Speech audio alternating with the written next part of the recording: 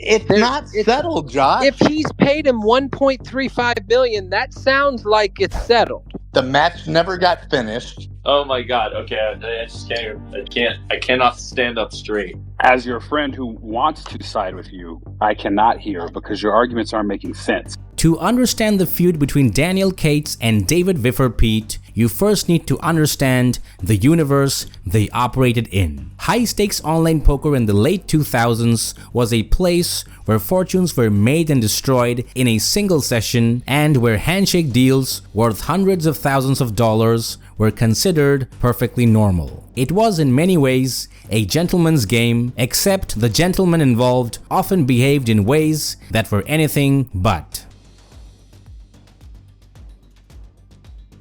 Daniel Cates was one of the most formidable online poker players of his era. Cates developed his game on full tilt poker, grinding his way from micro stakes to the absolute highest levels of the game with a speed that few players could ever match. David Viffer Peat was a completely different beast. He was a high-stakes, predominantly live cash game player with an unorthodox style that baffled and infuriated opponents in equal measure. To truly understand the Cates-Viffer feud, you first have to understand another famous grudge match, the legendary Durrrr challenge between Daniel Cates and Tom Dwan. The premise was simple. Dwan could take any challenger in a heads-up match over 50,000 hands of no limit hold'em, with Dwan giving the challenger a $1.5 million side prize if Dwan lost. Daniel Cates accepted the challenge. What followed was a heads-up poker match that quickly revealed Jungleman to be Dwan's superior at the table. Cates was winning decisively and Dwan was almost down $1 million after 15,000 hands. The more Dwan lost, the harder it became for Cates to get him back to the tables. Tom Dwan appeared to be stalling, and his reluctance to continue may have been influenced by his eventual split from Full Tilt Poker in 2012 due to Black Friday. The challenge sat in limbo for years. Eventually, Dwan formally forfeited, sending Cates a document and agreeing to pay him $1.35 million. But the road to payment was agonizingly slow, and the ripple effects of the unfinished match created a collateral damage that would directly ignite the war between Cates and Viffer. Here is where David Peat enters the story directly. When the Durrrr challenge was first announced and gaining momentum, David decided he wanted to have a piece of it. He was confident Dwan would win. He began posting on the high-stakes poker forums, looking for takers, and he found one in Daniel Cates himself. The two men agreed to two separate financial arrangements tied to the outcome of the match. Viffer was making posts on high stakes and L. He wanted to bet big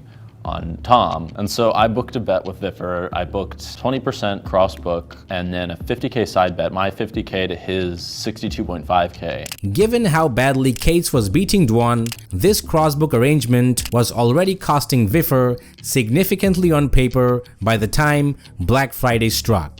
The second arrangement was a direct wager. By offering Daniel Cates better odds, Peat was expressing genuine confidence that his man would prevail. David Peat was wrong. When the dust settled and Dwan officially forfeited, Cates turned to Viffer to collect. And this is where the story takes its defining ugly turn. David Peat refused to pay. His argument was, on its surface, not entirely without logic. Only around 15,000 hands were played before Black Friday shut down everything. In Viffer's framing, if the match was never finished, the results could not be determined and therefore no money should change hands. Daniel Cates was livid. Since Tom Dwan had formally surrendered, the match had an official outcome. Tom Dwan had lost. Therefore, Viffer owed the money, full stop.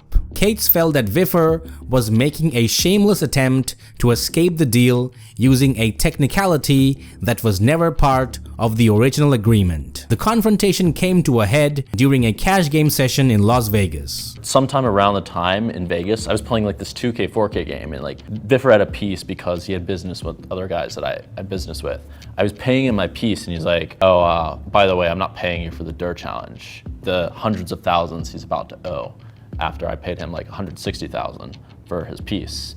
And I tell him, well, then you're scamming me. And he's like, no, I'm you. That's his language. He's saying like, well, you know, the DOJ was like an act of God and like. This was not a misunderstanding. According to Cates, Viffer was openly and directly telling him that he was being cheated and there was nothing Cates could do about it. Recently, he goes on the 2+2 forum and he posts his argument about act of God and whatever this nonsense is, and everyone disagrees with him. Everyone says what he's saying makes no sense. And he like doesn't really have an argument, and he won't listen to anyone basically. And he's like claiming we don't have action. I posted the text message, hey, this is you texting me, we have action, even regardless of what you just said. And then he just, he like says, oh, well, I can fake a text message too. He doesn't acknowledge that bet. And so at this point, I just think he must be trying to angle me, because no rational person acts like this. I think that dealing with him like a rational person is not the way to go. And I think that no one should ever do business with him. The whole thing was the result of people making enormous wagers with no contracts or paper trail or escrow, and then being baffled when settling those wagers became a logistical nightmare. Perhaps the most inflammatory moment in the entire saga came when Viffer reportedly stated that cheating is part of poker. The exact context of this statement has been debated, but the core claim that some level of gamesmanship, rule bending, and outright deception was simply baked into the culture of the high-stakes world sends shockwaves through the poker community. For Daniel Cates and his supporters, it was the final proof that Viffer operated by a different ethical code entirely. If Viffer genuinely believed that angle shooting and non-payment of debts were just acceptable parts of the game, then appealing to his sense of fair play was always going to be futile. Years later in 2023, the dispute was relitigated when poker pro Josh Aria hosted a session and invited both men to present their cases, effectively serving as an informal arbitrator. There's a lot of people in here that don't know the origin of y'all's beef. Me and Durrrr were very, very, very good friends. He's getting ready to play this challenge with Jungleman, and everybody's betting, yada, yada, yada, yada. And we had a side bet on the match, and then we had a crossbook. Who's we? Me and Jungleman. Was the challenge 50,000 hands? And how many hands did they play? I think they played 15,000. Okay. Now, Jungle, you also say Durrrr formally quit and said you win. Yes.